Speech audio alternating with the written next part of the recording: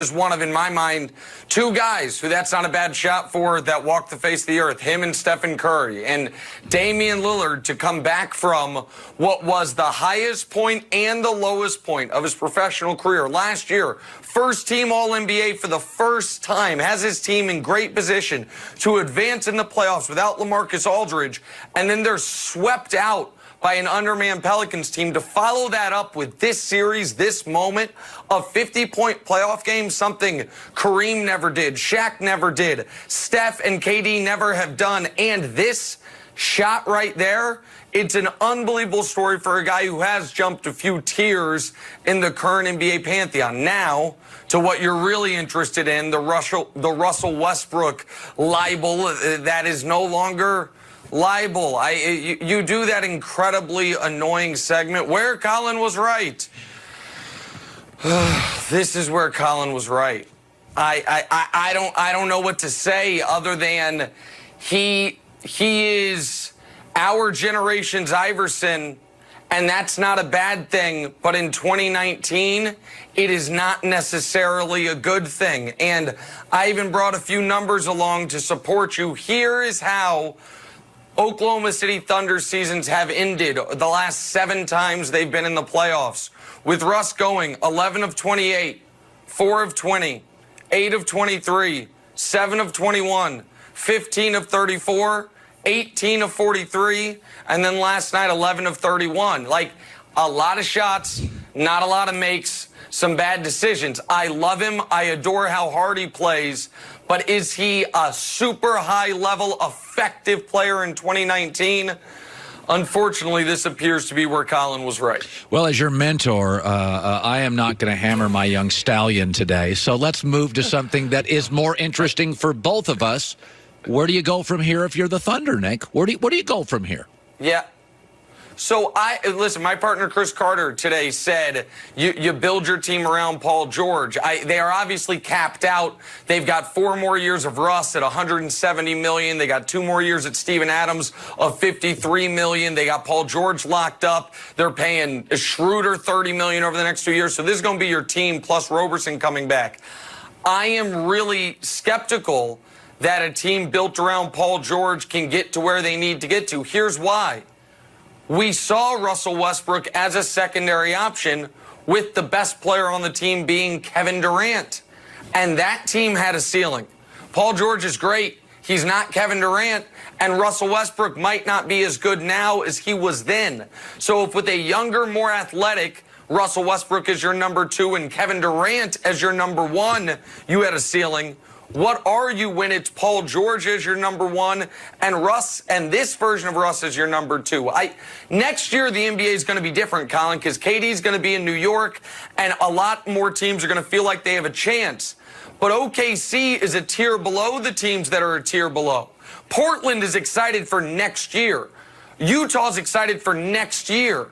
But OKC in the last years hasn't been able to get past Portland, hasn't been able to get past Utah, and there's no Melo to blame this time. They're in a rough spot, which is, I know we're not talking Lakers, and you talked about a Mad Libs of awful Lakers quotes. Kurt Rambis interviews Jason Kidd. The hell is going on? But that's why the Lakers should call Sam Presti and say, hey, man, we got a parachute for you if you think this team that you've built has reached its ceiling and it's not great. Yeah, no, I think what they're going to be, to answer your question, if you have Paul George as the guy and Russell as your 2, you're the best version of what you can be. And I think that's better than the worst version of what you can be, where Paul kind of waits for Westbrook to make the decision. So let's segue to this. Yeah, but it's not a championship contender. No. And that's the killer. Yeah, it's not. And by the way, it's not. It's Utah didn't win a championship. Phoenix and Barkley didn't. Sure. We have a history of really great teams not winning championships and really talented teams. I don't think we can just take the hammer out and beat up Russell Westbrook solely. Paul George's shoulder was an issue. Steven Adams has not have. You can't have Steven Adams on the floor late in these big games. Billy Donovan, good coach, great. I'm not sure. Sam Presti let Harden go. So I don't think it's all on Westbrook. It's easy today to blame him for everything, but I thought even last night he had some magical moments. Let's shift to this. You're in New York City. I'm a big believer in you whiffed on Sam Darnold. don't whiff on Dwayne Haskins. Big, strong, not super athletic. Everything I hear about Haskins, other than sort of plodding feet, I like. What is your takeaway in New York, reading the New York papers every day? They got the 6th pick and the 17th. They've got an old Eli. Where do the Giants go from here? I think they should take Haskins, but my take is that everything that I'm hearing and what I'm reading, and it seems my TV partner and good friend Chris Carter's got real intel on this, he just won't quite say, which is they're going defense at 6 and hoping to get their quarterback at 17. And that right there is a broken philosophy. There is a truism when it comes to the NFL draft, and we will see teams screw it up this year, and that is this.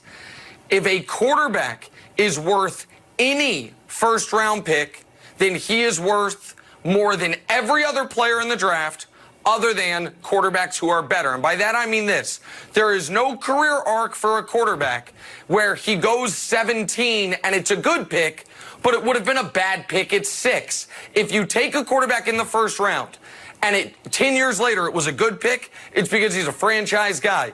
If you take a quarterback in the first round and 10 years later it's a bad pick, it's because he wasn't. So this idea that, oh, there's a quarterback we like, but we don't like him at 6, well, then you sure as hell better not like him at 17, because there is no player that fits that narrow window. Bad pick at 6, good pick at 17. So if the Giants pass on a quarterback at 6, that better mean they're not going quarterback at all. If they go Ed Oliver at 6 and the kid from Duke at 17, then Dave Gettleman is exactly what I think he is. In over his head and trying to play caveman football, because that guy does not exist. Teams get this wrong every year. If you believe in a quarterback enough to take him in the first round, then he is more valuable than every other player taken in that first round, except for quarterbacks who are better. Why they won't do what's staring him in the face?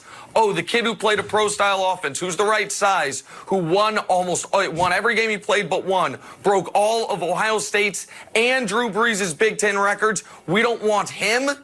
I don't get it, but I don't get a lot of things the Giants have done over the last couple years. Totally agree. Finally, Arizona, Kyler Murray. Kuiper said it's going to happen. Joel Klatt, Peter King, couple players said it's not. What's your take on the whole situation? It's going to happen, but this is another thing that I wouldn't do.